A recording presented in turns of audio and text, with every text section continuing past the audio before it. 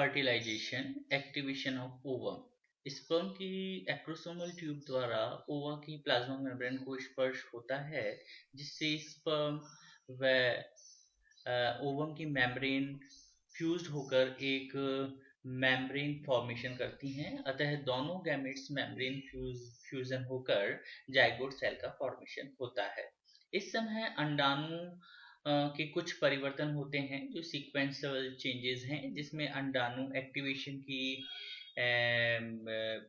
क्रिया को फॉर्म करता है, जिसमें निम्न स्टेप्स इन्वॉल्व होते हैं।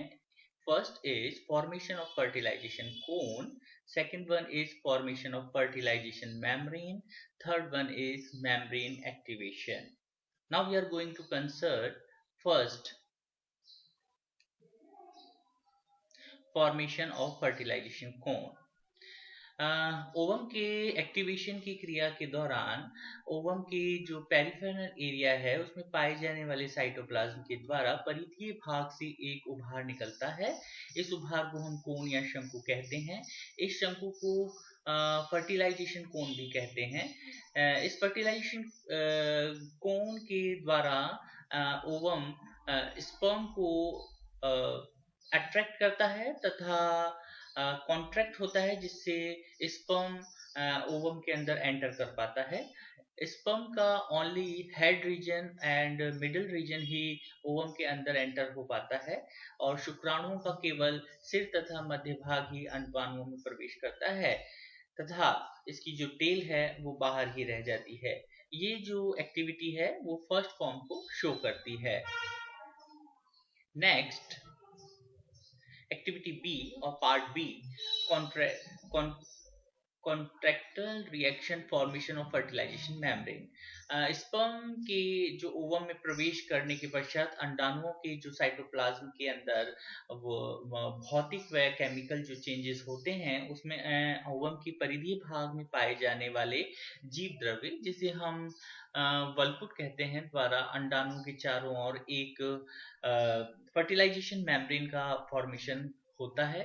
इस फर्टिलाइजेशन मेम्ब्रेन के फॉर्मेशन से ओवम के चारों ओर पाई जाने वाली जो योक मेम्ब्रेन के बाहर की एरिया होता है उस ओर होता है, और फर्टिलाइजेशन मेम्ब्रेन व योक मेम्ब्रेन के बीच पाए जाने वाले जो अवकाश है या जो खाली स्थान है को हम परिपीतिकीय अवकाश कहते हैं, और इसी अवकाश में एक फ्लूइड भरा होता है जिसे हम परिपीतिकीय फ्लूइड कहते हैं। यह निषेचन कला पॉलीस्पर्म को रोकने का कार्य करता है, यानी ज्यादा स्पर्म जो है वो उनके अंदर एंटर ना हो पाए। अतः शुक्राणुओं में सिर्फ एक ही अंडाणु प्रवेश कर पाता है। Next is the diagrammatical representation, that in this diagram you are seeing that this is the vitelline membrane and this is the ovum fertilization cone. तो स्पर्म को ये अट्रैक्ट करता है कोन फॉर्मेशन के बाद, और इस प्रकार यहाँ से सिर्फ मिडल रीजन और हेड रीजन ही स्पर्म के अंदर एंटर हो पाता है। उसे हम इस डायग्राम में देख सकते हैं कि इसके मेम्ब्रेन के अंदर जो है वो अंदर की ओर एंटर हो रहा है, और ये मेम्ब्रेन जो है वो ओवम की मेम्ब्रेन है। नेक्स्ट प्लाज्मा मेम्ब्रेन, वेटेलाइन मेम्ब्रेन के अंदर जब स्पर्म आता है तो यहाँ पर बर्ड का फॉर्मेशन होगा, और इसकी साइटोप्लाज्म के अंदर जो इसकी फिजिकल फॉर्म है उसमें चेंजेस होंगे, रोटेशन होगा, और कॉर्टिकलिकाओं का पाचन होगा, यानी वो उसको डिसॉल्व कर लेंगी और एक निषेचन भित्ति का फॉर्मेशन होगा। नेक्स्ट मैमल्स में जो है वो फर्टिलाइजेशन मेम्ब्रेन का फॉर्मेशन नहीं होता है। Third reaction it is denoted by C is metabolic activity. What are the metabolic activities we are going to discuss? Okay. Sperm के प्रवेश के साथ ही ओवम की कोशिकाओं के द्रव में अनेक मेटाबॉलिक रिएक्शंस होती हैं जो कि हम सेगमेंटेड करते हैं। पहली है प्लाज्मा मेम्ब्रेन एथिलाइन ग्लाइकोल फॉस्फेट और पोटेशियम आयन के कंसर्न में अधिक परमिएबल हो जाती हैं। प्लाज्मा मेम्ब्रेन की इलेक्ट्रिक पोटेंशियल भी चेंज हो जाती है, पहले ये पॉजिटिव तथा बाद में नेगेटिव हो जाती है। स्पर्म के एंटर से एडेनाइल क्रिस्टली एडेनाइल साइक्लीज एंजाइम एक्टिवेट होकर 3 to 5 आर्म्स पर साइक्लिक एएमपी एडेनोसिन मोनोफॉस्फेट का फॉर्मेशन होता है, जो कि अधिकतर मेटाबॉलिक एक्टिवेशंस को एक्टिवेट करता है। निषेचन के बाद अंडे में विभिन्न प्रकार के potassium ion, example sodium, potassium और कैल्शियम आयन की कंसंट्रेशन इंक्रीज हो जाती है, जो कि उपापचय क्रियाओं के लिए महत्वपूर्ण होती है। थर्ड वन, फर्टिलाइजेशन के समय एनएडी काइनेज एंजाइम एक्टिव होकर कोएंजाइम एनएडी से एनएडीपी तथा एनएडीपीएच का फॉर्मेशन होता है, और एनएडीपी तथा एनएडीपीएच अनेक संश्लेषणात्मक रिएक्शन का संचालन करते हैं। Next, fourth one is fertilised egg में रेस्पिरेशन की जो रेट है वो बढ़ जाती है, जिससे जो उसके अंदर जो फूड मटेरियल होता है उसकी ऑक्सीडेशन की रेट भी बढ़ जाती है। फिफ्थ पॉइंट इज निषेचन के तुरंत बाद जो है प्रोटीन सिंथेसिस की रेट भी बढ़ जाती है। नेक्स्ट वन इज निषेचन की सबसे महत्वपूर्ण घटना है कि ओवम में जो क्लीवेज है या जो समसूत्री विभाजन है, माइटोटिक डिवीजन, उसकी शुरुआत हो जाती है, और निषेचन होते ही डीएनए सिंथेसिस रेट भी इंक्रीज हो जाती है। स्पर्म अपना समीपस्थ जो है सेंट्रियोल अंडाणुओं में एंटर करता है, जो कि विभाजन के लिए एस्ट्रिस का फॉर्मेशन करेगा। इस तरह जो स्पर्म है का वो ओवम के विभाजन को प्रेरित करने का कार्य होता है। As you are seeing in this diagram, second oocyte है जिसकी फर्स्ट पोलर बॉडी में आता है, पोलर बॉडी के अंदर जो है वो एंटर कर जाता है। फर्टिलाइजेशन आरंभ होने की स्थिति में जो ओवम है उसके अंदर सेकेंडरी oocyte स्टेज में प्रेजेंट होता है, लेकिन फर्टिलाइजेशन के दौरान जो सेकेंड परिपक्व विभाजन पूर्ण होता है, इससे यह oocyte में चेंज हो जाती है।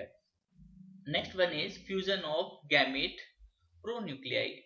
इस फेज के दौरान यदि अंडाणुओं में परिपक्वन विभाजन नहीं हुआ हो तो हो जाता है, तथा जो ओवम के केंद्रक वेसिकल्स हैं के रूप में जो ओवम की सतह है उसके ऊपर वो आकर एग्रीगेट हो जाते हैं।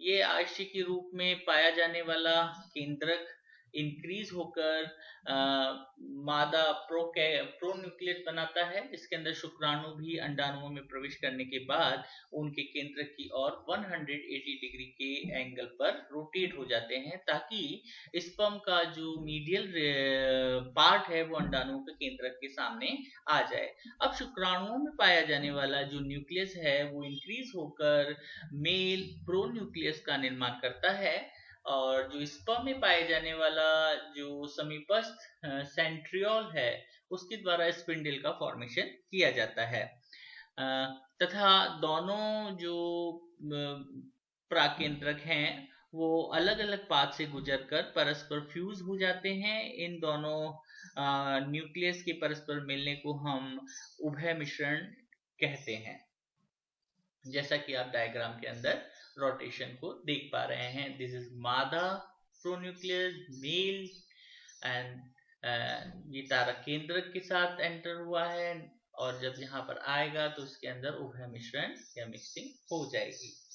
कॉर्डेट्स में निषेचन के बाद अंडाणुओं में द्विपार्श्व सममिति का विकास हो जाता है, और निषेचन के पहले अंडाणु में सदैव त्रिज्या सममिति पाई जाती है। तो यानी इसकी सिमेट्री के अंदर जो चेंजेस हैं उसको हम डिस्कस कर रहे हैं, और इसके भी पाथ्स हैं। पहला है भेदन मार्ग, जिसके अंदर ऐसा पाथ है जिससे होकर स्पर्म अंडाणु को भेदता है या उसमें एंटर करता है, इसी को हम भेदन मार्ग कहते हैं। और second one is male copulatory path, इस मार्ग से होकर नर का जो न्यूक्लियस है वो फीमेल के न्यूक्लियस की ओर गति करता है, तो इसे हम जो है वो मैथुनी मार्ग कहते हैं। Third one is female copulatory path, इसमें जो फीमेल प्रोन्यूक्लियस का मेल प्रोन्यूक्लियस की और मूवमेंट फीमेल कैपुलेटरी पाथ को फॉर्म करता है। Second one is cleavage path, इसके अंदर फ्यूजन के पश्चात जो दोनों युग्मक हैं वो अंतिम स्थिति पर पहुंच जाते हैं और ये अंतिम स्थिति की ओर गति विदलन पथ कहलाती है। मेल और फीमेल प्रोन्यूक्लियस का जो फ्यूजन है हो जाने को हम जो स्पर्म है उसका जो समीपस्थ जो तारक केंद्रक है उसके द्वारा स्पिंडल का फॉर्मेशन होता है। नर तथा मादा प्राकेंद्रकों में पाए जाने वाले गुणसूत्र इस तरकु तंतुओं के मध्य भाग में व्यवस्थित हो जाते हैं और ये जो नया एम्ब्रियो बन रहा है उसकी डेवलपमेंट होते जायगोट में फर्स्ट डिवीजन होता है, अर्थात फर्टिलाइजेशन की अंतिम स्टेज में जो क्लीवेज की प्रारंभिक स्टेज है वो एक दूसरे के साथ शुरू होती है जिसे हम संपाति कहते हैं। Now we are going to discuss the significance of the fertilization. इसकी इंपॉर्टेंट जो कॉन्सेप्ट्स हैं उसमें फर्स्ट है कि इस क्रिया के दौरान ही शुक्राणु अंडाणु में प्रवेश कर पाता है और अंडाणु को परिपक्व विभाजन के लिए प्रेरित करता है, इंड्यूस करता है। सेकंड वन इज निषेचन की क्रिया के दौरान शुक्राणु द्वारा लाए गए जो मेल क्रोमोसोम्स हैं उनके संतान के अंदर जो है वो सेक्स का डिटर्मिनेशन होता है। थर्ड वन इज अंडाणुओं में गुणसूत्रों की संख्या अगुणित अर्थात मदर सेल से आधी होती है, लेकिन फर्टिलाइजेशन के बाद अंडाणुओं का शुक्राणु से जो प्रवेश होने से युग्मनज बनता है उसमें गुणसूत्रों की संख्या अगेन डिप्लॉयड कंडीशन में आ जाती है। नेक्स्ट वन, निषेचन की क्रिया के दौरान स्पर्म द्वारा ओवम को जो है वो सेंट्रियोल प्रदान किया जाता है, जिसको पता है आपको एस्ट्रल फॉर्मेशन होगा और क्रोमोसोमल एक्सचेंज होंगे। फिफ्थ वन इज निषेचन की क्रिया के दौरान ही मेल प्रोन्यूक्लियस अथवा फीमेल प्रोन्यूक्लियस में पाए जाने वाले जो गुणसूत्र हैं, जो जीन है वो परस्पर मिलते हैं, जिससे जो है वेरिएशन उत्पन्न होता है। सिक्स वन इज फर्टिलाइजेशन की क्रिया के दौरान ही शुक्राणु के अंडाणु में प्रवेश करने का पद जो है प्रथम विदलन के तल का निर्धारण करता है या उसके फेस का निर्धारण करेगा। निषेचन की क्रिया के फलस्वरूप ही अंडाणु के चारों तरफ निषेचन कला या उसे हम फर्टिलाइजेशन मेम्ब्रेन कहते हैं उसका फॉर्मेशन होता है, जो कि स्पीशीज स्पेसिफिक होते हैं, इस कारण से दूसरी स्पीशीज के जो स्पर्म से उसमें एंटर नहीं कर पाते हैं। नेक्स्ट वन इज निषेचन की क्रिया द्वारा अंडाणुओं का सक्रियण किया जाता है, एक्टिवेशन होता है, जो कि एम्ब्रियो को बनाने के लिए एक इनिशियल स्टेज है। ओवम के अंदर एक न्यू एक्सिस का फॉर्मेशन होता है जो कि रोटेशंस के द्वारा आकर होता है। Next one is metabolic activities बढ़ जाती हैं, जिसको हमने डाइवर्सिटी ऑफ मेटाबॉलिक एक्टिविटीज के अंदर कंसीडर किया है। नेक्स्ट वन इज इसके जो पोल्स हैं उसके अंदर सेल्स में जो कोशिका द्रव में कमी होती है वह शुक्राणु कोशिका द्रव द्वारा पूर्ण कर दी जाती है। नेक्स्ट वन इज निषेचन के फलस्वरूप वेटेलाइन मेम्ब्रेन्स जो कि अंडे से अलग हो जाती है, जिसके कारण अंडा है वो रोटेट हो सकता है। और लास्ट वन इज जो एग सेल्स हैं व स्पर्म सेल्स हैं में एक एक सेंट्रियोल निषेचन के फलस्वरूप जाइगोट सेल के अंदर आता है, जिस कारण से 2 सेंट्रियोल्स की कंडीशन बनती है, जो कि एनिमल को आगे अपनी डेवलपमेंट के लिए इंपॉर्टेंट होती है। और स्पर्म्स में प्रेजेंट सेक्स क्रोमोसोम्स के द्वारा सेक्स डिटर्मिनेशन होता है। केमिस्ट्री ऑफ फर्टिलाइजेशन, यानी इसके अंदर हम केमिकल रिएक्शंस की बात करेंगे। स्पर्म व ओवम फर्टिलाइजेशन के लिए कुछ विशिष्ट प्रकार के केमिकल्स की आवश्यकता पड़ती है। रासायनिक पदार्थों के गैमेट से मिलने व हार्मोन के समान होने के कारण ही इनको गैमस कहते हैं। स्पर्म्स में मिलने वाले हार्मोन्स को एड्रोगैमस तथा ओवम में मिलने वाले हार्मोन्स को हम गाइनोगैमस कहते हैं। स्पर्म्स के अंदर 2 टाइप्स के जो है एंड्रोगैमस प्रेजेंट होते हैं, एंड्रोगैमस फर्स्ट, एंड्रोगैमस सेकंड, एंड जो ओवम में प्रेजेंट होते हैं उन्हें हम गाइनोगैमस फर्स्ट, गाइनोगैमस सेकंड कहते हैं। फर्स्ट के स्पर्म एंड्रोगैमस के अंदर स्पर्म की जो एनर्जी है को वो प्रोटेक्शन करता है, संरक्षण करता है, जिससे निषेचन में सहायता मिलती है। और सेकंड के अंदर जो चारों ओर प्रेजेंट जेलेटिन शीट है उसको वो डिसॉल्व करने के काम में आती है। जबकि गाइनोगोमस के अंदर शुक्राणु को अंडे के संपर्क में आने पर जो एंड्रोगोमस फर्स्ट है, वो फर्स्ट इफेक्ट को समाप्त कर स्पर्म को एक्टिवेशन में हेल्प करती है, जबकि सेकंड स्पर्म की सिल्क को चिपचिपा बना देती है, जिससे वो कोन का फॉर्मेशन होता है, और एंड्रोगोमस सेकंड को ओवा के वेटेलाइन मेम्ब्रेन को खोलने के लिए पर्याप्त अवसर मिल पाता है।